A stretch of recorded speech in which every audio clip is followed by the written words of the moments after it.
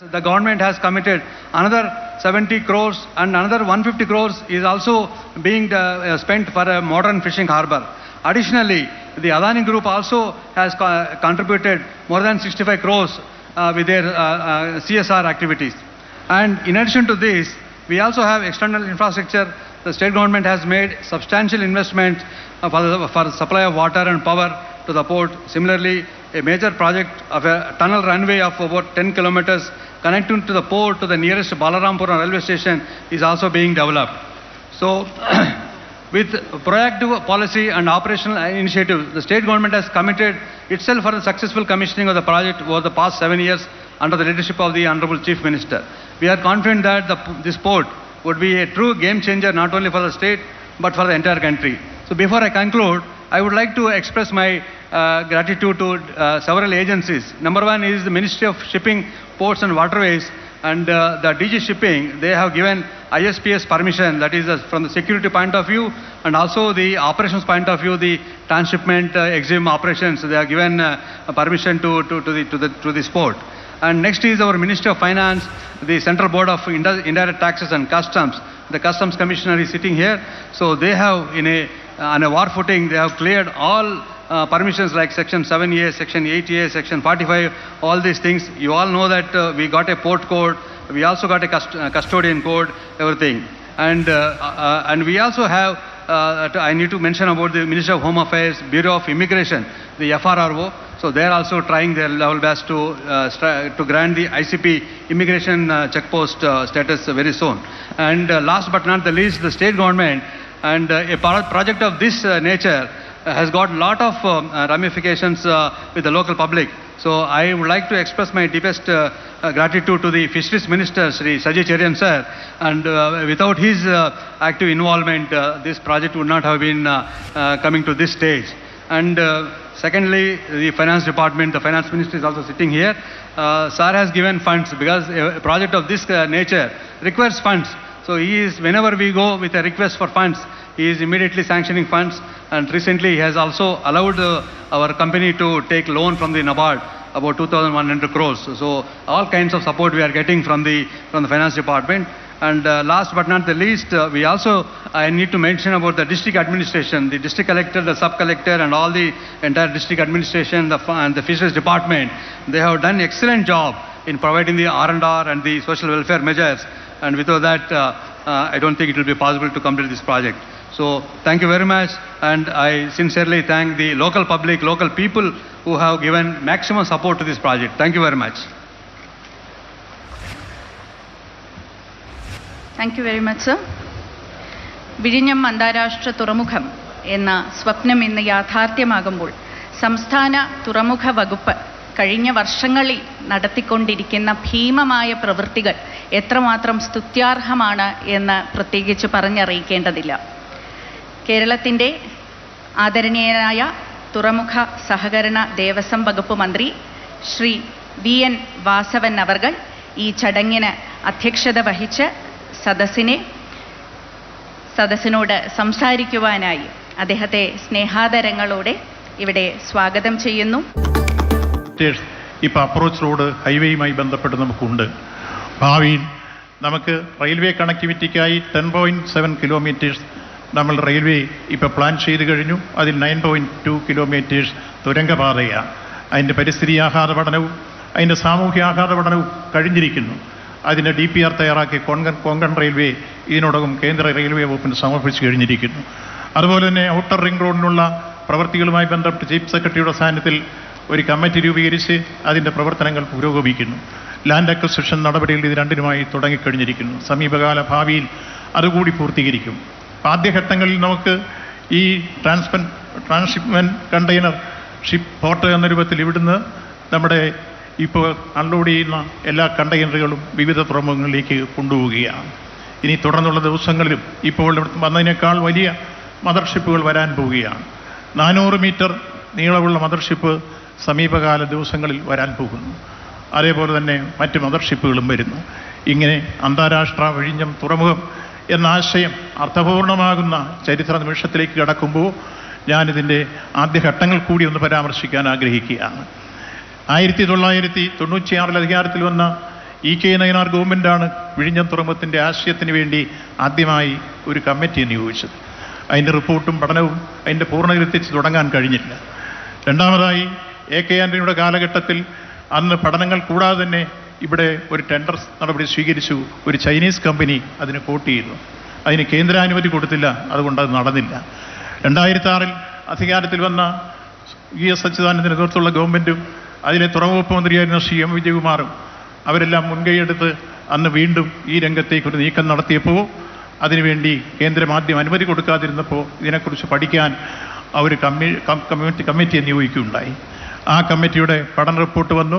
കേന്ദ്രത്തിൻ്റെ അനുമതി വാങ്ങി ഇവിടെ ഒരു ഇൻവെസ്റ്റേഴ്സ് മീറ്റ് സംഘടിപ്പിച്ച് അതിൽ നിന്ന് ചില ആളുകൾ മുന്നോട്ട് വന്നു. ടെൻഡർ ചെയ്തപ്പോൾ ആന്ധ്രാപ്രദേശിലെ ഒരു കൂട്ടരായിരുന്നു അന്നത് ടെൻഡറിൽ പങ്കെടുത്ത് അന്ന് ബിഡ് കൊടുത്ത് നെഗറ്റീവ് ബിഡ് കൊടുത്തത്. ആ ബിഡ് ഓപ്പൺ ചെയ്ത് അവർക്ക് കരാർ ചെയ്ത് അവർക്ക് ലെറ്റർ ഓഫ് ഇൻറ്റൻഷനും കൊടുത്തു. ഈ സന്ദർഭത്തിൽ അതിനെതിരെ ഒരു കേസ് വന്നു.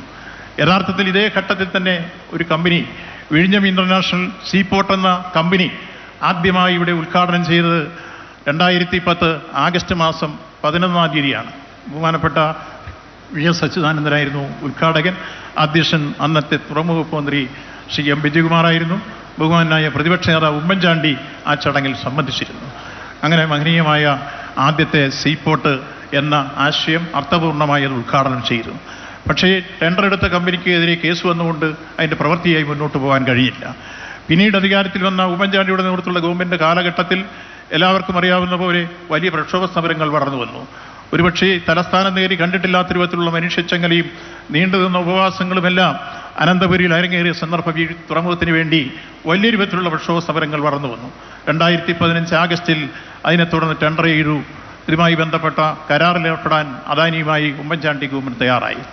ആ കരാർ ഉണ്ടാക്കുന്ന ഘട്ടത്തിൽ ചില വിമർശനങ്ങൾ കരാറിൻ്റെ ഉള്ളടക്കത്തോട് വിയോജിപ്പ് രേഖപ്പെടുത്തി കൊണ്ടുവന്നിരുന്നു. കരാറിനോടായിരുന്നില്ല എതിർപ്പ്, മറിച്ച് അതിലെ ഉള്ളടക്കത്തിലെ 66% സംസ്ഥാന ഗവൺമെൻറ് മുടക്കുമ്പോൾ 34% അദാനി മുടക്കുന്നു. അതിൻ്റെ അധികാരമോ ലാഭമോ നമുക്ക് 20 വർഷത്തേക്ക് ലഭിക്കാത്ത സാഹചര്യത്തെക്കുറിച്ച് ചൂണ്ടിക്കാണിച്ചുകൊണ്ടായിരുന്നു ആ വിമർശനങ്ങൾ ഉയർന്നു വന്നത്. പക്ഷേ അന്ന് തറക്കല്ലിട്ടതാണ് ആ കാലഘട്ടത്തിൽ നടന്നത്. പക്ഷേ പിന്നീട് അതിൻ്റെ നിർമ്മാണ പ്രവർത്തനങ്ങൾക്കെല്ലാം തുടക്കം കുറിച്ചത് 2016 അധികാരത്തിൽ വന്ന ശ്രീ പിണറായി വിജയൻ്റെ നേതൃത്വമുള്ള ഗവൺമെൻറ്റാണ്. ആ ഗവൺമെൻറ് അതിൻ്റെ പ്രവർത്തനങ്ങൾക്ക് തുടക്കം കുറിക്കുമ്പോൾ ഉണ്ടായ ഒട്ടനവധി ബുദ്ധിമുട്ടുകളും വെല്ലുവിളികളും എല്ലാം നമുക്കറിയാം. ആദ്യം കോറിയുടെ പ്രശ്നങ്ങൾ വന്നു. തമിഴ്നാട്ടിലുൾപ്പെടെ ബന്ധപ്പെട്ടാണ് കോറിയുടെ സൗകര്യങ്ങളുണ്ടാക്കി പിന്നീട് അത് പരിഹരിക്കപ്പെട്ടത്. 80 ലക്ഷത്തോളം നമുക്ക് കരിങ്കൽ വേണ്ടി വന്നു, 80 ലക്ഷം ടൺ കരിങ്കൽ. അതേപോലെ തന്നെ പിന്നീട് ദുരന്തങ്ങൾ നമുക്കറിയാം. വലിയ രൂപത്തിലുള്ള ഓഖി ദുരന്തം ഉൾപ്പെടെ ചുഴലിക്കാറ്റ് ഉൾപ്പെടെ വലിയ ദുരന്തങ്ങൾ സൃഷ്ടിച്ചു. നമ്മുടെ ബ്രേക്ക് വാട്ടർ പ്രവർത്തനങ്ങളുമായി മുന്നോട്ട് പോകാൻ കഴിഞ്ഞില്ല. അതേസമയത്ത് ആ കാലഘട്ടത്തെ അതിജീവിച്ചുകൊണ്ട് മുന്നോട്ട് വരുമ്പോഴാണ് വീണ്ടും നമുക്കൊരു മഹാമാരി വന്നു. കോവിഡ് രൗദ്രഭാവം കൊണ്ട് നമ്മെ വേട്ടയാടി. അത്തരം ഘട്ടങ്ങളിലും വലിയ പ്രതിസന്ധികളും പ്രയാസങ്ങളും വന്നു. പിന്നീട് അതിനെയും തരണം ചെയ്ത് മുന്നോട്ട് വരുമ്പോൾ ചില പ്രക്ഷോഭ സമരങ്ങൾ വളർന്നു വന്നു. ആ പ്രക്ഷോഭ സമരങ്ങളിലെല്ലാം ഈ ഗവൺമെൻറ് സ്വീകരിച്ച സഹിഷ്ണുതയുടെ സമീപനത്തോടെ സമയുക്തതയോടെയുള്ള സമീപനമാണ് യഥാർത്ഥത്തിൽ ആ പ്രശ്നങ്ങളെല്ലാം അതിജീവിച്ചുകൊണ്ട് വിഴിഞ്ഞം പോർട്ട് യാഥാർത്ഥ്യമാകുന്ന രൂപത്തിലേക്ക് അതിൻ്റെ പ്രവർത്തനങ്ങൾ ഉയർന്നു വന്നത് എന്നതേറെ അഭിമാനത്തോടെ പറയുകയാണ്. ഒരു ഗവൺമെൻറ്റിൻ്റെ ഇച്ഛാശക്തി എന്തെന്ന് 1ഉം 2ഉം പിണറായി സർക്കാർ ഈ വിഴിഞ്ഞത്തിലൂടെ ലോകത്തിന് കാട്ടിക്കൊടുത്തിരിക്കുന്നു എന്ന അഭിമാനകരമായ മുഹൂർത്തമാണ് ഞാനിവിടെ സൂചിപ്പിക്കുന്നത്. അതിൽ എല്ലാവർക്കും അറിയാവുന്നതുപോലെ ഇപ്പോഴിതാ 3000 മീറ്റർ ബ്രേക്ക് വാട്ടർ, അതായത് പുരിമുട്ട് പൂർണ്ണതയിലെത്തിയിരിക്കുന്നു. 800 മീറ്റർ കണ്ടെയ്നർ ബെർത്ത് പൂർണ്ണതയിലെത്തിയിരിക്കുന്നു. 32 ക്രെയിനാണ് ഇവിടെ എത്തിച്ചേരേണ്ടത്. ചൈനയിൽ നിന്ന് 31 എണ്ണവും എത്തിയിരിക്കുന്നു. യാർഡുകളെല്ലാം പൂർത്തിയായിരിക്കുന്നു. നമ്മുടെ ഓഫീസുകളെല്ലാം പൂർത്തിയായിരിക്കുന്നു. ലൊക്കേഷൻ കോഡ് നമുക്ക് ലഭിച്ചിരിക്കുന്നു.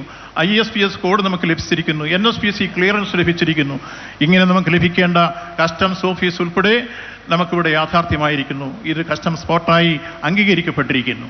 ഇനി നമുക്ക് ലഭിക്കേണ്ടത് കേന്ദ്രത്തിൽ നിന്നുള്ള VGF ആണ്. VGF ലഭിക്കുന്നതിനൊരു തടസ്സം നിന്നിരുന്നത് നമ്മുടെ ആർബിട്രേഷനുകളായിരുന്നു. അതിൽ അദാനിയുടെ ആർബിട്രേഷൻ ഉണ്ടായിരുന്നു, നമ്മുടേതും ഉണ്ടായിരുന്നു. രണ്ടും വിഡ്രോ ചെയ്തു, യോജിപ്പിലെത്തി.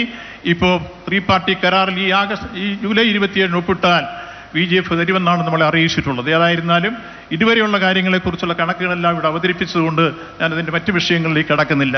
അങ്ങനെ നമ്മുടെ ഈ പോർട്ട് യാഥാർത്ഥ്യമാകുമ്പോൾ ഈ പോർട്ടിനുള്ള അനുഗ്രഹീതമായ ഒരു ഘടകം കൂടി തിരിച്ചറിയേണ്ടതാണ്. ലോകത്തൊരു മറ്റൊരു പോർട്ടിനും ഇല്ലാത്ത രൂപത്തിൽ 20 മുതൽ 24 മീറ്റർ വരെ ആഴമുള്ള പ്രദേശമാണ് വിഴിഞ്ഞം. ഇന്നലെ ഇവിടെ എത്തിയിരിക്കുന്ന മദർഷിപ്പിന് 10 മീറ്റർ ആഴത്തിൻ്റെ ആവശ്യമേ ഉള്ളൂ. അപ്പോൾ ഇതിനേക്കാൾ വലിയ ഷിപ്പിനെ സ്വീകരിക്കാനുള്ള ശേഷി നമ്മുടെ വിഴിഞ്ഞത്തിനുണ്ട് എന്നുള്ളതാണ് അഭിമാനകരമായ സാഹചര്യം. അതിലുപരി വിഴിഞ്ഞത്തിൻ്റെ അടിയിലേക്ക് പോയാൽ പാറയാണ്. മറ്റ് പല പോർട്ടുകൾക്കും ഓരോ വർഷവും ഡ്രഡ്ജ് ചെയ്തെങ്കിലേ അതിൻ്റെ പോർട്ടിൻ്റെ പ്രവർത്തനം സുഗമമായി നടക്കൂ. ഇവിടെ അത്തരൊരാവശ്യമില്ല.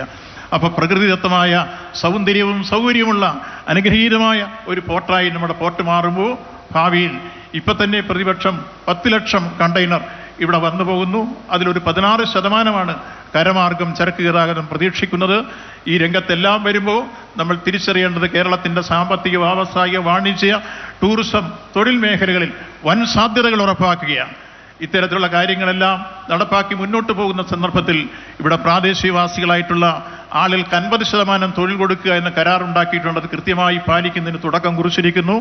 ഒപ്പം ഈ പ്രദേശത്തെ തൊഴിൽ നഷ്ടപ്പെട്ട മത്സ്യത്തൊഴിലാളികളും അനുബന്ധ തൊഴിലാളികളെ ഉൾപ്പെടെ അവരെ പുനരധിവസിപ്പിക്കുന്ന പ്രവർത്തനങ്ങൾക്ക് ഗവൺമെൻറ് അന്ന് പറഞ്ഞ വാഗ്ദാനങ്ങളൊക്കെ പാലിച്ചു തുടങ്ങിയതിൻ്റെ ഭാഗമായി ഇപ്പം 106.8 കോടി രൂപ ഇതിനോടകം വിതരണം ചെയ്തു കഴിഞ്ഞു. ഇനിയും അടുത്ത ദിവസങ്ങളിൽ ബഹുമാനായ അച്ഛൻ ഈ വേദിയിലുണ്ട്, അതുപോലെ ജമായത്തിൻ്റെ ഭാരവാഹികളുണ്ട്.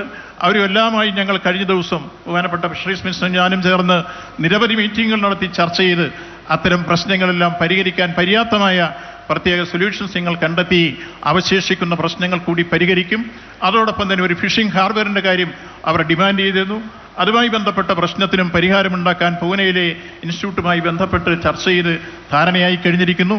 ഇങ്ങനെ സമീപകാല ഭാവിയിൽ ഈ പ്രദേശത്തെ എല്ലാ വിഭാഗം ആളുകളെയും താല്പര്യങ്ങൾ പരിരക്ഷിച്ചുകൊണ്ടും പറഞ്ഞ വാക്കുകൾ പാലിച്ചുകൊണ്ടും എല്ലാ അർത്ഥത്തിലും കേരളം ഇന്ന് വികസന രംഗത്ത് വിസ്മയങ്ങൾ തീർത്ത് മുന്നോട്ട് പോകുന്ന ഈ കാലഘട്ടത്തിൽ ഇതാ മറ്റ് ഒരു ഈ 1-2 പിണറായി സർക്കാരിൻ്റെ ഇച്ഛാശക്തി ഒന്നുകൊണ്ട് മാത്രം പൂർത്തീകരിക്കപ്പെട്ട ഈ തുറമുഖം ഇതാ നാടിന് സമർപ്പിക്കുന്ന അനുഗ്രഹീതമായ മുഹൂർത്തത്തിന് സമയം കണ്ടെത്തി ഇവിടെ എത്തിച്ചേർന്ന നമ്മുടെ ആദരണീയനായ മുഖ്യമന്ത്രി അദ്ദേഹം ഇതിൻ്റെ ഓരോ നിമിഷങ്ങളിലും എല്ലാ വിഷയങ്ങളിലും എന്ന പോലെ നിതാന്ത ജാഗ്രത പുലർത്തി അദ്ദേഹം ഈ കാര്യത്തിരുന്ന ഉപദേശ നിർദ്ദേശങ്ങളും നേതൃത്വവുമാണ് യഥാർത്ഥത്തിൽ ഈ പോർട്ട് ഇത്തരത്തിൽ യാഥാർത്ഥ്യമാകാൻ ഇടവന്നിട്ടുള്ളത്. ആ സന്ദർഭത്തിൽ കേന്ദ്ര ഗവൺമെൻറ്റിൻ്റെ ഭാവിയിൽ ലഭിക്കേണ്ട സഹായങ്ങളും സൗകര്യങ്ങളുമെല്ലാം ഉണ്ടാകണമെന്ന് വിനയപൂർവ്വം യൂണിയൻ മിനിസ്റ്ററോടും എല്ലാം അഭ്യർത്ഥിച്ചുകൊണ്ട് ഇവിടെ എത്തിച്ചേർന്ന എല്ലാവർക്കും തുറമുഖ വകുപ്പിൻ്റെ അഭിവാദനങ്ങൾ അർപ്പിച്ചുകൊണ്ട് ഞാൻ എൻ്റെ വാക്കുകൾ ചുരുക്കുന്നു. നന്ദി, നമസ്കാരം.